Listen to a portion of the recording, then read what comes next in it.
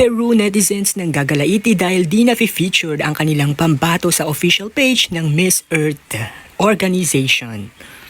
Macaulay the PH, your pageant lover channel. Mag-subscribe ka na! Hello pageant lover, isang makakalikasang araw sa inyong lahat. Welcome to my YouTube channel.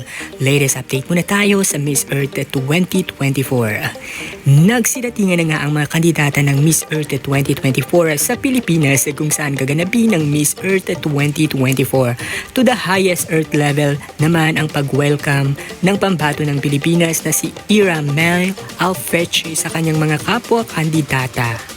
Pero chika ngayon sa social media na hindi pa raw na-featured sa mismong social media page ng Miss Earth organization ang Peruvian queen na pambato ng Peru na si Niva Atienza. Ayon sa kanyang mga fans at kababayan, simula nang ma-appoint ito bilang Miss Earth Peru 2024 ay di pa raw na-featured ito sa Miss Earth page organization. Kaya naman sigaw at hiling ng mga Peruvian fans ay sana i-post na ng Miss Earth organization ang kanilang pambato sa official page ng Miss Earth.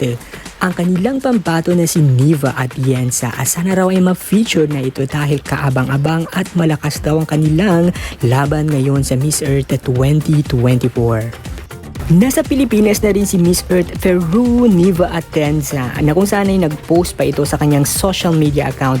Pagbabahagi nito, "Mabuhay Philippines, are you ready for Peru? So excited for this new challenge in my life.